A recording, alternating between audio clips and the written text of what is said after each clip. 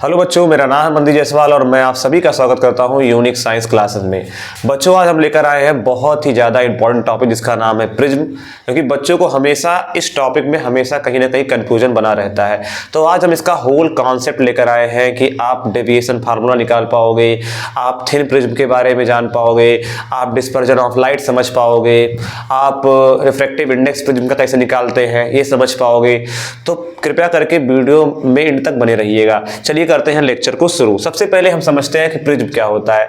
तो प्रिज्म एक प्रकार का ट्रांसपेरेंट मीडियम होता है जो कि दो रिफ्रैक्टिंग सरफेसेस से बाउंडेड होता है, यानी कि दो अपवर्तक पृष्ठों से बाउंडेड होता है। अब हम आइए चर्चा करते हैं कि ये क्या है प्रिज्म। प्रिज्म बेसिकली क्या है? एक प्रकार का ट्रांसपेरेंट मीडियम है बच्चों, मीडियम है जो कि which bounded by two polygon and rectangular matte surfaces। मैं अभी समझा रहा हूं कि रेक्टेंगुलर मैट सरफेसेस क्या होता है। सबसे पहले इसका डेफिनेशन क्रैक करिए। Transparent medium which bounded by two polygon. अब मैं यहां प्रॉपर तरीके से डायग्राम बना रहा हूं। एक पॉलीगॉन आप ये ले लीजिए, दोनों ट्रायंगल ही होंगे। एक पॉलीगॉन आप यहां ड्रा कर लीजिए बच्चों, ठीक है। इसको यहां से ज्वाइन करेंगे, ये पीछे वाला हिस्सा हो गया और ये सामने वाला हिस्सा हो गया। देखिए बच्चों, यहां पर जो आपको दो ट्रायंगुलर फेस नजर आ रहे हैं वो बेसिकली क्या है? वो दोनों पॉलीगॉन है। भाई ट्रायंगल क्या है? पॉलीगॉन है। तो पॉलीगॉन से बाउंडेड है और रेक्टेंगुलर मैट सरफेसेस से बाउंडेड है। सर रेक्टेंगुलर मैट सरफेसेस होता क्या है? बता रहा हूं मैं प्रॉपर तरीके से। About which refraction phenomena occurring, जिसके अबाउट प्रकाश का अपवर्तन हो रहा होता है। जिन दो सरफेसेस के अबाउट प्रकाश का अपवर्तन हो रहा होता है उन्हें हम बोलते हैं रेक्टेंगुलर मैट सरफेसेस। जैसे अगर मैं प्रॉपर तरीके से डायग्राम खींचूं तो यहां से अगर आप लाइट भेजते हो तो ये लाइट कुछ इस तरीके से इस सरफेस से बाहर निकलती है, इस वाले सरफेस से बाहर निकलती है बच्चों। यहां से लाइट आपने अंदर भेजा तो इस सरफेस से यहां से बाहर निकलती है। तो ये जो आपको ये रेक्टेंगल टाइप का जो सरफेस नजर आ रहा है यही है आपका मैट सरफेसेस। मैं इसका सामने वाला व्यू बनाता हूं। आप बेसिकली अपनी किताब में प्रिज्म का डायग्राम इस तरह देखे होंगे। इसमें क्या होता है? लाइट को यहां से भेजा जाता है, यहां से लाइट का दो बार रिफ्रैक्शन होने के बाद आपको कुछ कलरफुल इमेज नजर आते हैं जो कि विबग्योर मिलते हैं। अभी हम इस पर आएंगे। सबसे पहले हम ये क्रैक कर लें कि रेक्टेंगुलर मैट सरफेसेस क्या होता है। तो बच्चों अगर मैं यहां नाम दे दूं ABC, तो जो आपका AB सरफेस है, AB वाला सरफेस और AC वाला सरफेस, इन दो सरफेसेस के अबाउट रिफ्रैक्शन हुआ। एक बार रिफ्रैक्शन यहां हुआ और एक बार रिफ्रैक्शन यहां हुआ। जिन दो सरफेसेस के अबाउट रिफ्रैक्शन हो रहा होता है उन्हें ही बोलते हैं क्या? Rectangular matt surfaces. अब बच्चों ये कौन सा प्रिज्म है? इसका नाम रखा गया है टेट्रा। इसका क्या नाम रखा गया है? इसका नाम है टेट्राहेड्रल प्रिज्म।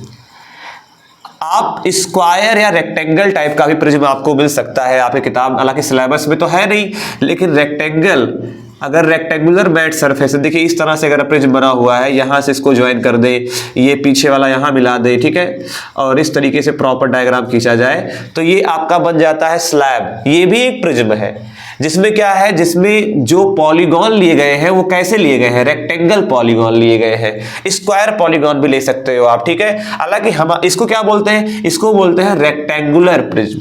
और ये कौन सा प्रिज्म है? ये टेट्राहेड्रल प्रिज्म है। हमारे सिलेबस में कौन सा प्रिज्म है? टेट्राहेड्रल प्रिज्म है। तो क्लियर? क्या आपको रेक्टेंगुलर मैट सरफेस समझ में आया? हाँ सर समझ में आया। चलिए अब हम लोग चलते हैं और पढ़ते हैं एंगल बिटवीन रिफ्रैक्टिंग सरफेसेस, जिसको बोलते हैं प्रिज्म एंगल। आइए हेडिंग बना लीजिए प्रॉपर तरीके से, प्रिज्म एंगल या एंगल ऑफ प्रिज्म बोल सकते हो आप, जिसको हम एंगल A से रिप्रेजेंट करते हैं प्रॉपर तरीके से। देखिए बच्चों ये क्या है? मैंने बोला नहीं, angle between two angle between two refracting matt surfaces, जो दो सरफेसेस के अबाउट रिफ्रैक्शन हो रहा होता है। अगर मैं यहां से एक डायग्राम खींच के दिखाऊं तो अभी मैंने बताया था कि यहां पर AB और AC ये दोनों क्या है, रिफ्रैक्टिंग मैट सरफेसेस है, इनके अबाउट ही रिफ्रैक्शन हो रहा होता है। तो लाइट यहां से गई, यहां से रिफ्लेक्ट हुई, एक बार लाइट का रिफ्लेक्शन इस मीडियम से यानी कि रेयर से जब डेंसर में जाती है तो नॉर्मल की तरफ बेंड कर गई। देखो यहां सीधा निकलना चाहिए था, नॉर्मल की तरफ बेंड कर गई। यहां पर भी अगर आप नॉर्मल खींचोगे तो डेंसर से रेयर में जा रही है तो नॉर्मल से दूर हट जाएगी। तो किन दो सरफेसेस के अबाउट रिफ्लेक्शन हुआ, एक बार AB के थ्रू रिफ्लेक्शन हुआ, एक बार AC के थ्रू रिफ्लेक्शन हुआ। तो इन जो दो सरफेसेस के अबाउट रिफ्लेक्शन हो रहा होता है उन्हीं को बोलते हैं रेक्टेंगुलर मैट सरफेसेस। और यहां पर क्या है, angle between two rectangular matt surfaces, एक मैट सरफेसेस AB और एक मैट सरफेसेस AC है। इन दो सरफेसेस के बीच का जो भी एंगल होता है उसे हम क्या बोलते हैं, एंगल ऑफ प्रिज्म। यहां पर एंगल ऑफ प्रिज्म क्या है, A है।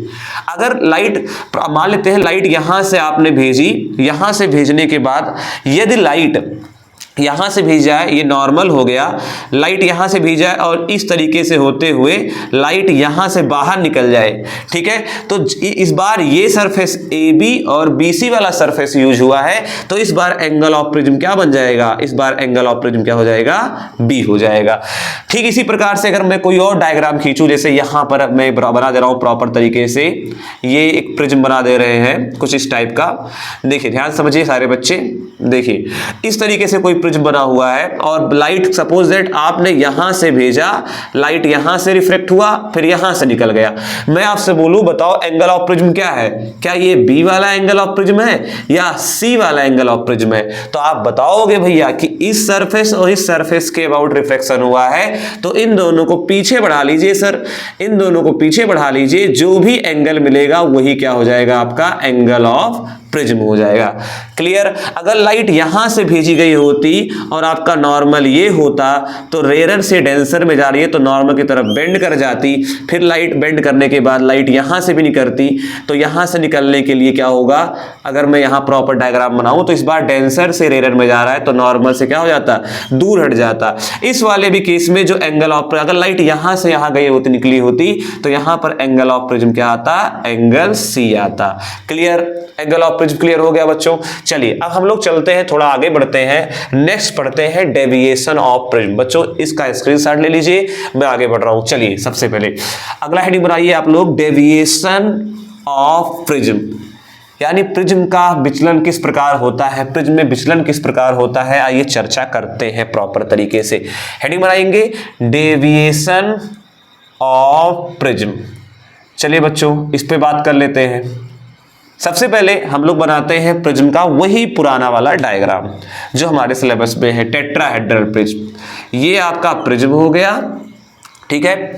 यहां से आपने कोई लाइट भेजी, लाइट रे यहां से भेजी, ठीक है, लाइट रे भेजी, ये आपका इस सरफेस पे क्या हो जाएगा, नॉर्मल, इस सरफेस पे ये क्या हो गया, नॉर्मल, ठीक है सर। लाइट रेयर से मैं यहां पर हवा ही मान ले रहा हूं, यहां हवा है और यहां तो आपको पता ही ये प्रिज्म जो बनता है वो किससे बनता है, कांच से बनता है, ठीक है सर। अब लाइट क्या हो रही है, लाइट जा रही है रेयर से डेंसर में, तो यहां नॉर्मल की तरफ बेंड कर जाएगी, फिर यहां पर भी आप एक बार नॉर्मल खींच लीजिए, इस पॉइंट पर भी खींच लीजिए, इस पॉइंट पर नॉर्मल खींचोगे तो लाइट क्या हो रही है, डेंसर से रेयर में जा रही है तो नॉर्मल से क्या हो जाएगी, दूर हट जाएगी, ठीक है सर, हमें कोई दिक्कत नहीं है। यहां से मैं इसको हटा दे रहा हूं क्योंकि आपको पता है कि ये ग्लास का बनता है, ठीक है। अब आप मुझे बताइए एंगल ऑफ प्रिज्म क्या है, क्या एंगल ऑफ प्रिज्म A है, क्या एंगल ऑफ प्रिज्म B है या एंगल ऑफ प्रिज्म C है? तो आपका सिंपल सा जवाब होना चाहिए कि सर अभी तो सिखाया है जिन दो सरफेसेस के थ्रू रिफ्लेक्शन होता है उसी को एंगल ऑफ प्रिज्म बोलते हैं, इसका मतलब A एंगल ऑफ प्रिज्म हो गया, ठीक है सर, कोई दिक्कत नहीं है हमें। तो ये आपका basically A angle of prism हो गया। इस वाले को मान लीजिए एंगल इंसिडेंट एंगल, ये आपका रिफ्लेक्टेड एंगल R1 नाम दे दीजिए, ठीक है, और ये जहां का लाइट यहां से फिर यहां पर इंसिडेंट होती है तो इसको आप नाम दे दीजिए R2, और जो लाइट यहां से बाहर निकल गई उसको नाम दे दीजिए एंगल E, ठीक है सर, हमें कोई दिक्कत नहीं है। अब देखिए लाइट के सबसे पहले काम की प्रॉपर्टी की बात कर लेते हैं। लाइट कितना विचलन, लाइट में कितना हुआ, डेविएशन कितना हुआ। लाइट अपने इनिशियल पाथ में तो ऐसे मस्त होकर जा रही थी, बिंदास ऐसे मस्त होकर के, लाइट कितना डेविएट हुई, अभी लाइट कैसे हो गई, लाइट ऐसे हो गई सर, इस तरह निकल गई लाइट। तो ये एंगल जो कहलाता है इसी को बोलते हैं डेविएशन एंगल, इसको डेल्टा से रिप्रेजेंट करते हैं। ठीक है सर, हमें कोई दिक्कत नहीं है, इसको बोलते हैं एंगल ऑफ डेविएशन, आप इसको डेल्टा से रिप्रेजेंट कर लीजिए। ठीक है, कोई दिक्कत नहीं है। अब आइए हम कुछ काम की बातें, इसमें स्नेल कला लगाते हैं और डेविएशन एंगल निकालते हैं और कुछ रिलेशन निकालते हैं काम की। सबसे पहले हम लोग स्नेल कला कहां लगा सकते हैं सर? एक बार स्नेल कला इस रिफ्रैक्टिंग सरफेस पे लगा सकते हो, ठीक है, एक बार स्नेल ला इस रिफ्रैक्टिंग सरफेस पे लगा सकते हो। चलो यहां लगाते हैं। तो यहां हवाई है तो हवा का रिफ्रैक्टिव इंडेक्स 1 होता है। सर रिफ्रैक्टिव इंडेक्स क्या है? Speed of light in vacuum upon speed of light in medium. चलिए बात करते हैं। देखिए 1 इंटू साइन इंसिडेंट एंगल को आप बोल दीजिए साइन आई। ठीक है, अब ये आपका कौन सा है? ये प्रिज्म में लाइट इंटर कर गई तो उसका रिफ्रैक्टिव इंडेक्स हमने मान लिया क्या? n है। ठीक है सर, तो क्या हो जाएगा? n into sine R1। Light भैया यहां से निकल गई ना, ऐसे लाइट गई तो यहां बेंड करके निकल गई। ठीक है सर, यहां पर लगा सकते हैं एक बार स्नेल ला आप इस रिफ्रैक्टिंग सरफेस पे लगा लोगे तो क्या होगा सर? यहां से n sin R2 आ जाओ भाई, n sin R2। ठीक है सर, कोई दिक्कत नहीं है, हमें एकदम मजा आ रहा है। बराबर क्या आएगा? यहां पर इस बार हवाई है तो यहां हवा का रिफ्रैक्टिव इंडेक्स 1 होता है, यहां भी 1 होता है, तो क्या हो जाएगा? 1 इंटू एंगल ऑफ इमर्जेंट कितना है? E है, तो 1 इंटू क्या हो जाएगा? साइन ई। ये सब डब्बा बना के रखिएगा, ये सब काम आएगा। ये सब को हम हैशटैग लगा दे रहे हैं, ये सब काम आएगा। अभी हम लोग रिफ्रैक्टिव इंडेक्स जब निकालेंगे प्रिज्म का तो सब काम आएगा। चलिए सर नेक्स्ट पे चलते हैं। अगली क्या इंपॉर्टेंट बात है? अगली इंपॉर्टेंट बात थोड़ा आपको ध्यान समझना होगा भाई। देखिए हमें निकालना है R1 प्लस R2 बराबर होता है एंगल ए। वो कैसे आता है सर? आओ देखते हैं। देखो सारे बच्चे ध्यान दो, तो ये वाला एंगल आपका 90 डिग्री है सर। 90 क्यों? क्योंकि नॉर्मल है ना ये भाई। अगर ये नॉर्मल है तो जाहिर सी बात है नॉर्मल इस सरफेस पे क्या होगा? 90 डिग्री पे होगा। तो ये वाला एंगल 90 डिग्री है, सिमिलरली ये वाला एंगल भी 90 डिग्री है। तो इन दोनों का सम, इस क्वाड्रिलेटरल में इन दोनों का सम ही तो 180 हो गया। इसका मतलब इन दोनों का सम भी 180 होना पड़ेगा। तो यहां पर हम इसको प्रॉपर तरीके से O नाम दे देते हैं। कोई दिक्कत? सर कोई दिक्कत नहीं है। तो क्या आ जाएगा? यहां से आप लिख सकते हो angle OA plus angle O बराबर कितना आएगा? 180 डिग्री। कोई दिक्कत? अरे भैया इन दोनों, जब ये दोनों का सम 180 होगा, ये 90 है, ये भी 90 था, तो इन दोनों का सम भी 90 हो जाएगा, 180 हो जाएगा। तो लिख दिया मैंने प्रॉपर तरीके से। अब इस ट्रायंगल में चलो इस ट्रायंगल में चलते हैं। ये ट्रायंगल का नाम देते हैं ABO। तो अगर हम ट्रायंगल ABO में जाए तो क्या मिलेगा? मुद्दे की बात, इस ट्रायंगल में चलेंगे तो क्या होगा? R1 प्लस R2 और प्लस एंगल O, तीनों एंगल कितने सम के बराबर होते हैं? 180 के सम के बराबर होते हैं सर, हमें कोई तकलीफ नहीं है। अगर आप इन दोनों को कंपेयर करोगे तो क्या निकल के आएगा भैया? ये सेम, तो ये दोनों क्या होंगे? सेम। यानी एंगल A बराबर क्या हो जाएगा कायदे में? R1 plus R2। भाई ये भी इंपॉर्टेंट है, इसको भी आप हैशटैग बना के रखिए इंपॉर्टेंट में। ये क्या है? एंगल ऑफ प्रिज्म और R1 और R2 के बीच में क्या आ गया? रिलेशन आ गया। चलिए फोर्थ इंपॉर्टेंट पॉइंट क्या है सर? पेशेंस के साथ बताइए। फोर्थ इंपॉर्टेंट पॉइंट पे हम चलेंगे एंगल ऑफ डेविएशन पे, जिसको हम लोगों ने डेल्टा से रिप्रेजेंट किया है। डेल्टा से एंगल ऑफ डेविएशन ये कैसे निकालेंगे सर? देखिए ये वाला एंगल खोजना है ना भाई, तो किसी तरीके से ये वाला एंगल मिल जाए और ये वाला एंगल मिल जाए, तो किसी ट्रायंगल का जो एक्सटीरियर एंगल होता है वो अंदर वाले दो एंगल के सम के बराबर होता है। तो अगर प्रॉपर देखो तो ये वाला अगर एंगल आई है तो ये वाला भी एंगल आपका पूरा का पूरा क्या हो जाएगा? आई। क्यों सर? क्योंकि आप लोगों ने वर्टिकली अपोजिट एंगल का नाम सुना होगा। ये वाला एंगल आई है तो ये नॉर्मल है, ये रेज इनिशियल रेज है जो जा रही है, ये वाला एंगल होगा। और अगर ये एंगल R1 तो ये कितना आएगा? I minus R1। सिमिलरली यहां पर भी ये वाला एंगल क्या आएगा? E minus R2। देखिए ये वाला एंगल दोबारा बता दे रहा हूं मैं आपको, ये वाला एंगल आपका I है क्योंकि वर्टिकली अपोजिट एंगल है। ये वाला एंगल आपका क्या है? ये वाला छोटा वाला एंगल क्या है आपका? ये वाला एंगल आपका R1 है। तो इतना क्या आएगा? I minus R1। सिर्फ तो यहां क्या लिखेंगे? I माइनस R1, इसका सम, इस वाले एंगल का सम प्लस इस वाले एंगल का सम किसके बराबर होगा? डेल्टा के बराबर होगा। ये वाला एंगल कितना हो जाएगा? E minus R2। ये वाला एंगल कितना हो जाएगा? E minus R2। तो चलो लिख लो भाई, E माइनस R2, ये एक्सटीरियर एंगल थ्योरम प्रॉपर्टी है, बहिष्कोण प्रमेय बोलते हैं हिंदी में बेसिकली। चलो अब हम लोग इसको इकट्ठा कर लेते हैं सर, तो यहां I plus E negative common ले लेंगे तो R1 प्लस क्या बन जाएगा R2। तो यहां से डेल्टा की जो वैल्यू आएगी, डेविएशन एंगल की जो वैल्यू निकल के आएगी वो आएगी I प्लस E। कहीं मैंने R1 प्लस R2 की जगह पे कहीं हमने A लिख रखा है, अभी निकल के आया था ना, तो यहां क्या लिख देंगे माइनस एंगल A। तो भाई ये भी हैशटैग बना लीजिएगा, ये भी इंपॉर्टेंट फार्मूला है, यही है आपका deviation angle, deviation angle in prism, deviation angle in prism, यानी प्रिज्म में विचलन कोण का सूत्र क्या होता है, तो ये प्रॉपर तरीके से क्या होता है I plus E minus A होता है। ठीक है सर। तो बच्चों अब हम लोग पढ़ते हैं maximum deviation and minimum deviation in prism. तो आप बना लीजिए बढ़िया तरीके से हेडिंग, प्रॉपर तरीके से, maximum deviation and minimum deviation in prism. देखिए यहां पर हम लोग हेडिंग बना लेते हैं maximum and minimum deviation in prism. तो सर इसकी चर्चा कर लीजिए, आइए भैया। तो देखिए सबसे पहले अभी हम लोग कुछ देर पहले क्या प्राप्त किए हैं कि आपको जो डेल्टा की वैल्यू मिली है वो I plus E minus A मिला है, इसी को बोलते हैं एंगल ऑफ डेविएशन। ठीक है सर, हमें कोई दिक्कत नहीं है, ये समझ में आया। अब देखिए मिनिमम डेविएशन, सबसे पहले मिनिमम डेविएशन की चर्चा करता हूं। तो मिनिमम डेविएशन कब मिलता है, मिनिमम डेविएशन यानी प्रिज्म में डेविएशन एंगल मिनिमम कब होता है, मिनिमम डेविएशन एंगल तब होता है जब आपका एंगल I बराबर क्या हो जाए, एंगल E हो जाए। मैं यहाँ समझा दे रहा हूँ, एक डायग्राम वो दोबारा मैं बना दे रहा हूँ प्रॉपर तरीके से। यही प्रिज्म था आपका, लाइट यहाँ से गई, यहाँ से मुड़ी, यहाँ से निकल गई। ठीक है, इसको हम लोगों ने पीछे बढ़ाया था, इसको ही पीछे बढ़ाया था, इसको डेविएशन एंगल नाम दिया था डेल्टा। ये वाला देखिए बच्चों, यहाँ से एक नॉर्मल यहाँ ड्रा हुआ था, एक नॉर्मल यहाँ ड्रा हुआ था, और इस वाले एंगल का नाम दिया था हम लोगों ने R1 और इस वाले एंगल का नाम दिया था हम लोगों ने R2, ये O था। ठीक है सर, कोई दिक्कत नहीं है।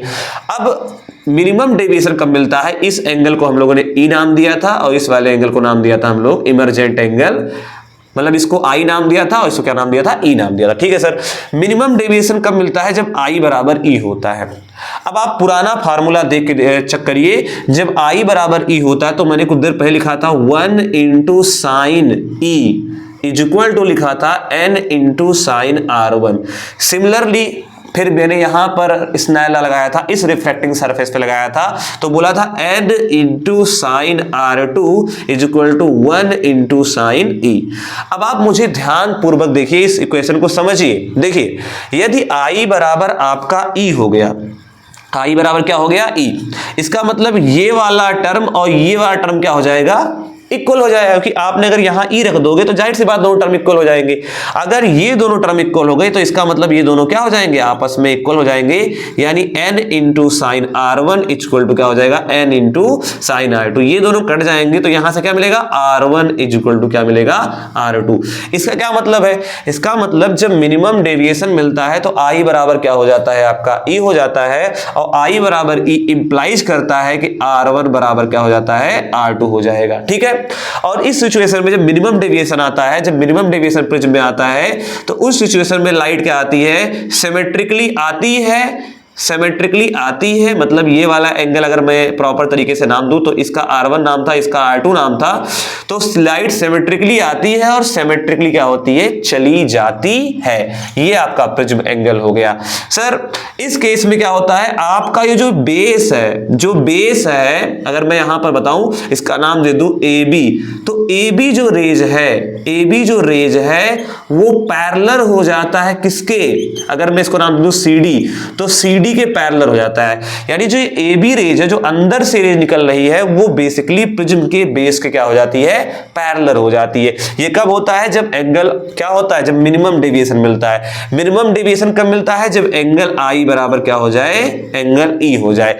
अब मैं आपको इसका प्रॉपर तरीके से बना दे रहा हूं ग्राफ, मिटा देता हूं भाई, आप इसको नोट कर लीजिएगा। चलिए मिटा देते हैं प्रॉपर तरीके से। देखिए हम लोग पढ़ते हैं, ग्राफ बना लेते हैं, अभी और क्लियरिटी आएगी।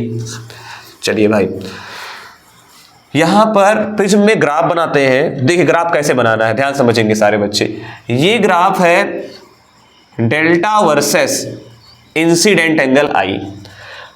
अब देखिए अभी मैंने बताया ये ग्राफ कुछ इस तरीके से होगा, ऐसे टाइप का, मतलब ये पैराबोला नहीं है, ये ग्राफ कैसा है, not parabolic graph, not parabolic graph. सबसे बड़ी गलती है बच्चों की होती है, कुछ बच्चे इसको मान लेते हैं कि ये पैराबोलिक ग्राफ है, पैराबोलिक ग्राफ नहीं होता, ये ग्राफ राइट साइड टिल्टेड होता है, राइट साइड टिल्टेड होता है, राइट साइड टिल्टेड, ठीक है। अब इसकी चलिए चर्चा कर लेते हैं। सर ये ग्राफ समझा दीजिए। देखिए मैंने भी बताया कि भाई मिनिमम डेविएशन तब मिलता है जब क्या हो जाए, angle i is equal to angle e हो जाए। उस सिचुएशन में क्या होता है, एंगल R1 बराबर क्या हो जाता है, एंगल R2 हो जाता है। और अगर मेरा पुराना इक्वेशन पीछे जाके देखेंगे आप लोग, तो अगर वहां पर अगर आपने डेविएशन एंगल का जो फार्मूला आया था I प्लस ई माइनस ए आया था, अगर यहां पर I बराबर ई रख दोगे तो क्या आएगा, मिनिमम डेविएशन का जो नया फार्मूला निकल के आएगा वो यहां I बराबर ई रख देना है, तो यहां से क्या आएगा, I क्या हो जाएगा, 2I माइनस ए हो जाएगा, ठीक है।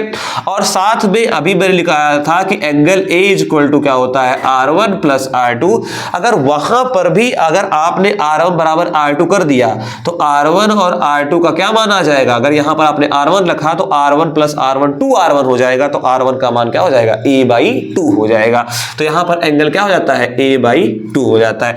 तो यानी कि जब मिनिमम एंगल मिलता है तो उस केस में R1 R2 प्रिज्म एंगल का आधा हो जाता है, और मिनिमम डेविएशन एंगल की जो वैल्यू आती है वो 2I माइनस ए आती है। यानी मिनिमम डेविएशन कहां मिल रहा है, किसी एक पॉइंट पे मिलेगा ग्राफ, यानी जब I बराबर क्या रहता है, E रहता है, तो उस सिचुएशन में क्या होता है, आपको मिनिमम डेविएशन मिलेगा। और वो मिनिमम डेविएशन की वैल्यू कितनी आ रही है, सारे बच्चे बोलो, उस मिनिमम डेविएशन की जो वैल्यू आ रही है वो आ रही है 2I माइनस ए। ठीक है सर, हमें कोई तकलीफ नहीं है।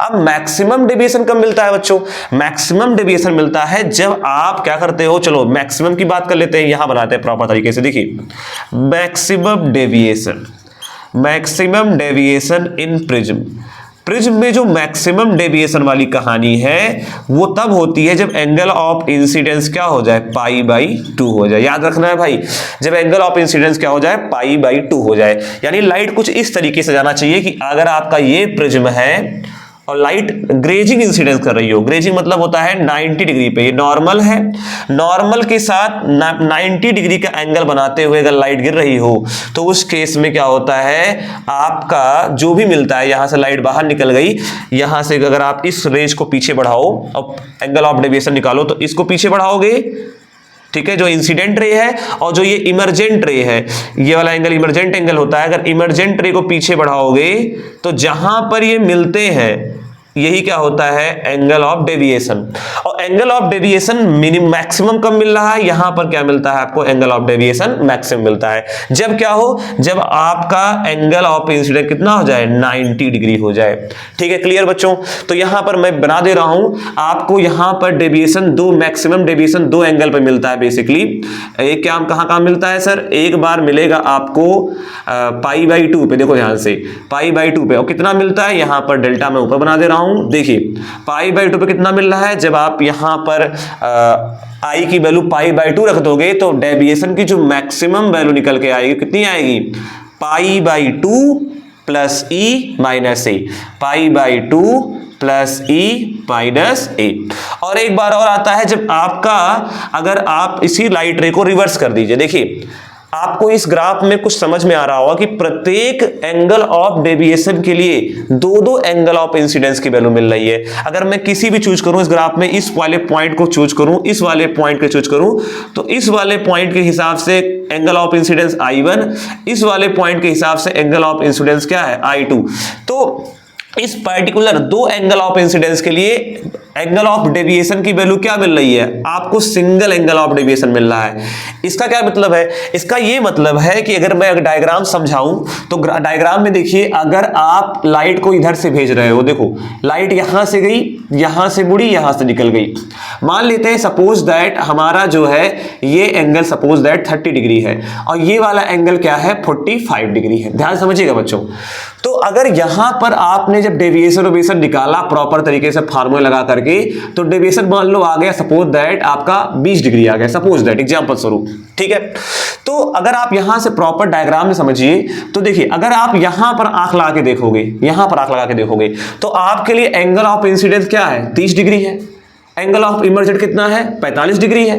लेकिन अगर आप यहां पर आंख लगा के देखोगे तो इस वाले केस में आपके लिए क्या हो जाएगा? एंगल ऑफ इंसिडेंट 45 हो जाएगा, एंगल ऑफ इमर्जेंट क्या हो जाएगा? अगर लाइट को आप रिवर्स कर दो, लाइट को इधर से भेजो, तो उसमें क्या हो जाएगा? उस वाले केस में भी क्या होगा? लाइट को अगर आप रिवर्स करोगे तो उस वाले केस में भी एंगल ऑफ इंसिडेंट 45 हो जाएगा और इमर्जेंट क्या हो जाएगा? 30 हो जाएगा।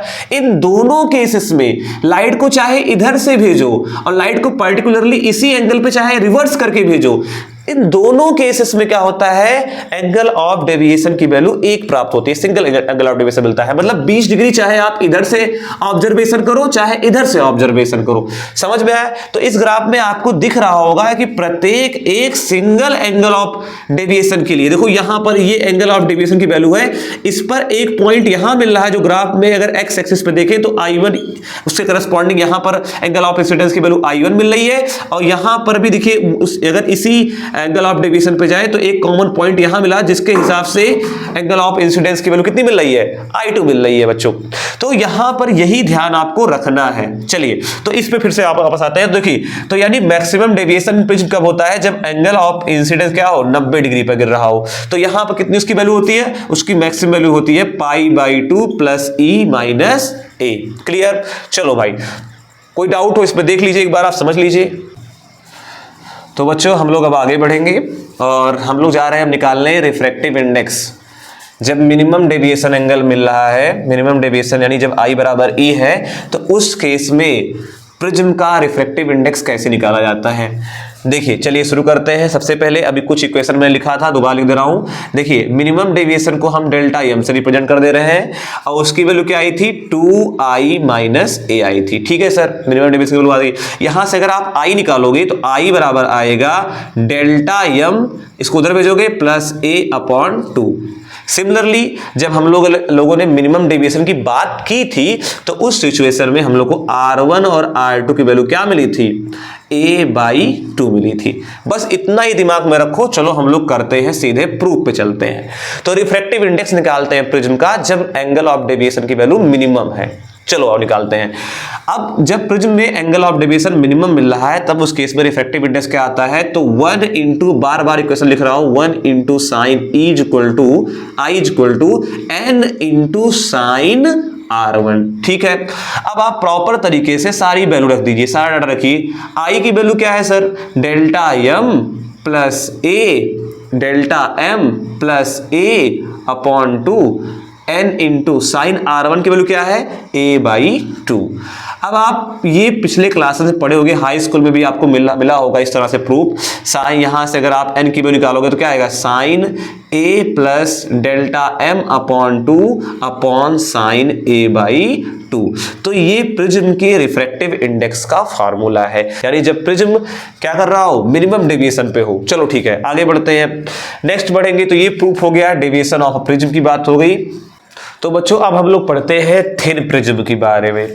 इसी के अंतर्गत हम लोग पढ़ेंगे डिस्पर्जन ऑफ लाइट। तो चलो दोनों एक साथ तेजी से पढ़ लेते हैं, डिस्पर्जन ऑफ लाइट भी और थिन प्रिज्म।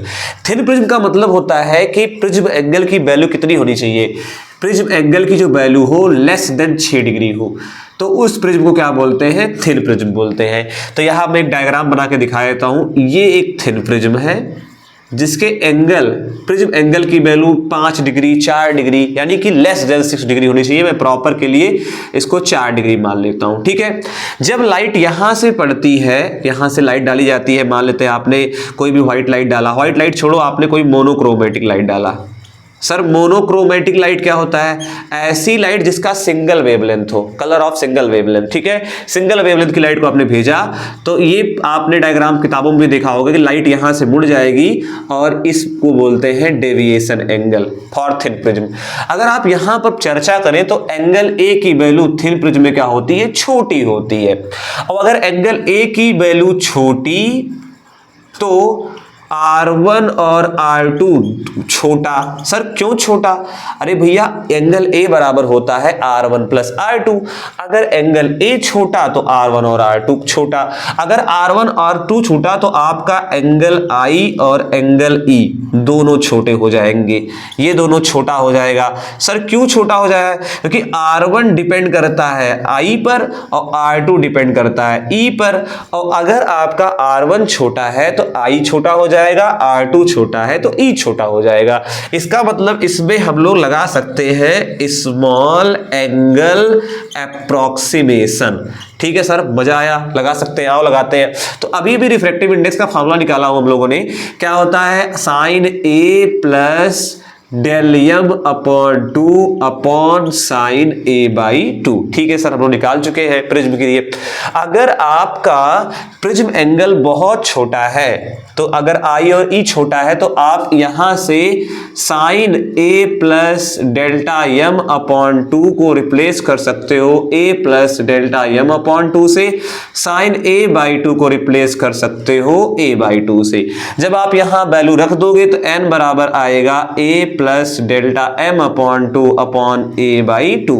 यहां से काटा पीटी कर लोगे तो आपको जो प्रॉपर तरीके से फार्मूला निकलने वाला है, ये डेविएशन का फार्मूला है। मैंने रिफ्रैक्टिव इंडेक्स बोल दिया भाई।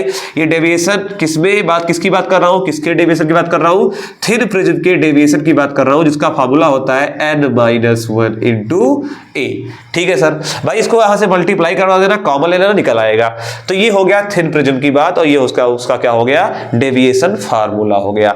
ठीक है, अब हम लोग चलते हैं। ये तो हम लोगों ने मोनोक्रोमेटिक लाइट डाला था, तब ये वाली कहानी निकल के आई है। अच्छा, इसमें ध्यान रखिएगा, for monochromatic light thin prism के लिए जो डेविएशन होता है वो फिक्स होता है। सर क्यों फिक्स होता है? क्योंकि एंगल A फिक्स है, एंगल A फिक्स, आपका रिफ्रैक्टिव इंडेक्स फिक्स है। अगर ये दोनों फिक्स है तो जाहिर सी बात है ये भी क्या होगा, फिक्स होगा।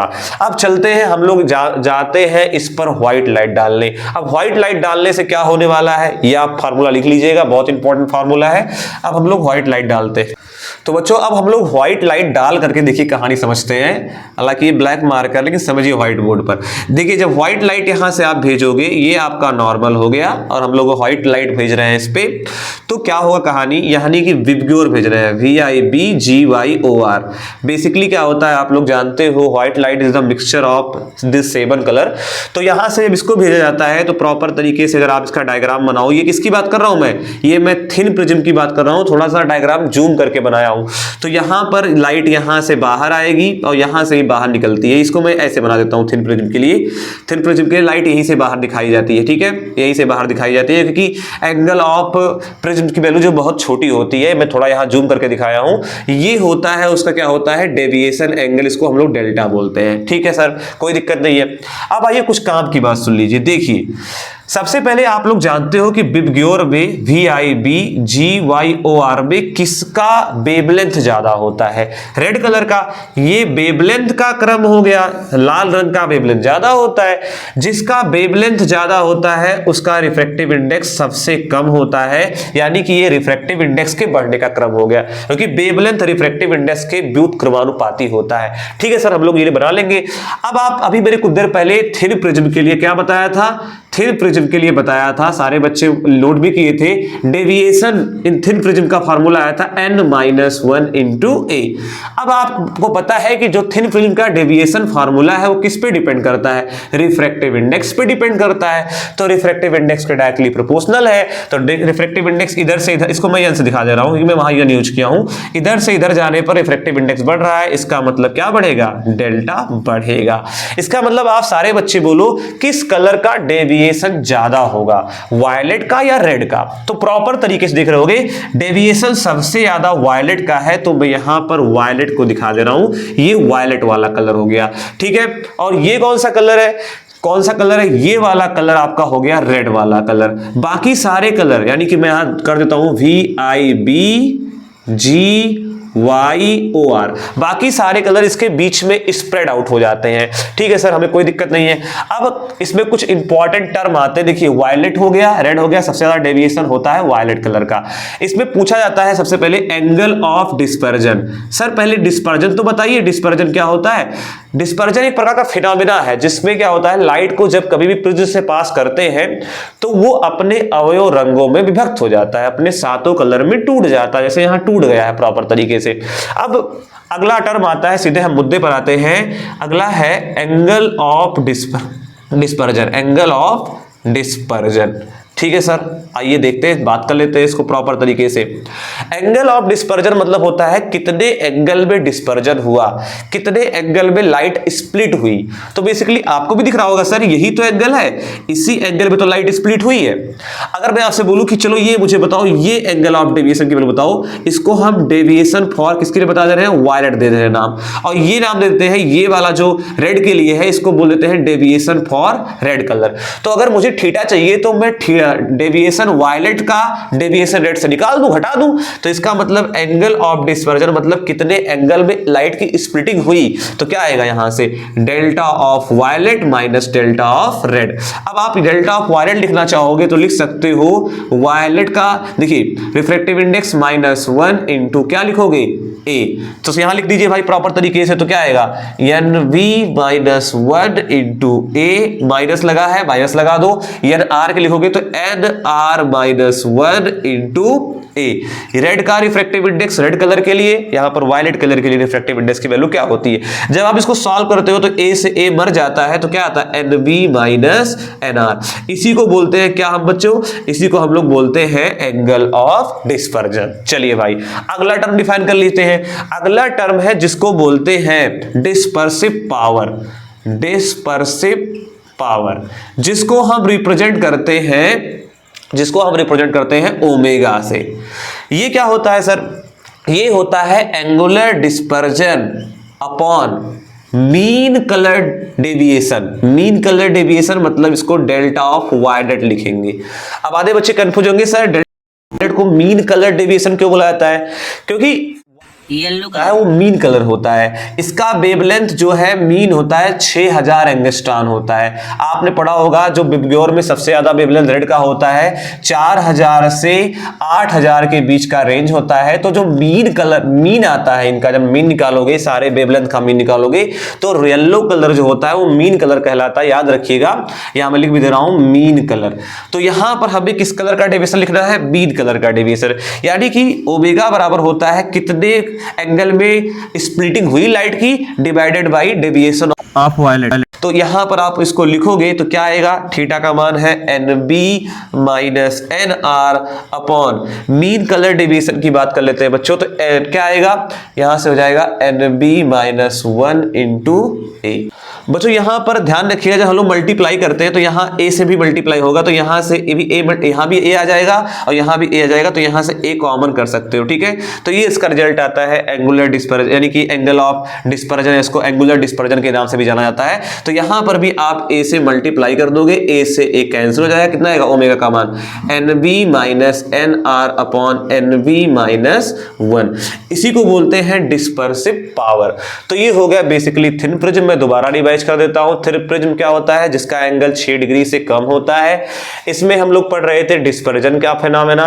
जब व्हाइट लाइट आप डालते हो यानी मिक्सचर ऑफ 7 कलर, तो बेसिकली लाइट क्या होता है, सबसे ज्यादा डेविएशन होता है वायलेट कलर का और सबसे कम होता है रेड कलर का। बाकी सारे कलर इसके बीच में आते हैं। येलो कलर का नाम रख दिया गया है मीन कलर। यहां से मैंने पहला टर्म डिफाइन किया angle of dispersion. Angle of dispersion मतलब होता है कितने एंगल में लाइट की स्प्लिटिंग हुई, कितने एंगल में लाइट स्प्लिट किया। तो आप यहां से डेविएशन वायलेट कलर के डेविएशन में से रेड कलर का डेविएशन निकाल दो, तो इस रेंज में इस थीटा में क्या हुआ, लाइट की स्प्लिटिंग हुई। तो यहां से थीटा का मान क्या आएगा, NB माइनस NR इंटू ए। अगला टर्म इंपॉर्टेंट है डिस्पर्सिव पावर। कभी कभी डायरेक्ट फार्मूले पर क्वेश्चन पूछ लेता है, तो क्या करना है, कितने angular dispersion upon yellow colour के लिए जो डेविएशन एंगल की वैल्यू आती है वो डेल्टा वाई लिख देते हैं। यहां से थीटा का मान आप यहां से उठा के यहां रख दीजिए और वायलेट के लिए, येलो के लिए आप ये वैल्यू रख देंगे।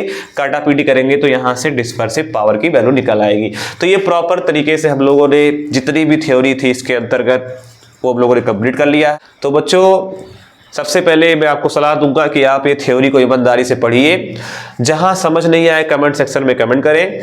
उसके बाद हम लोग थ्योरी पढ़ने के बाद अंशाल में जितने भी क्वेश्चन आए हुए हैं प्रिज्म संबंधित, मैं अगले वीडियो में लेकर आऊंगा और सारा यहीं पर हम लोग डिस्कशन करेंगे। ठीक है, धन्यवाद।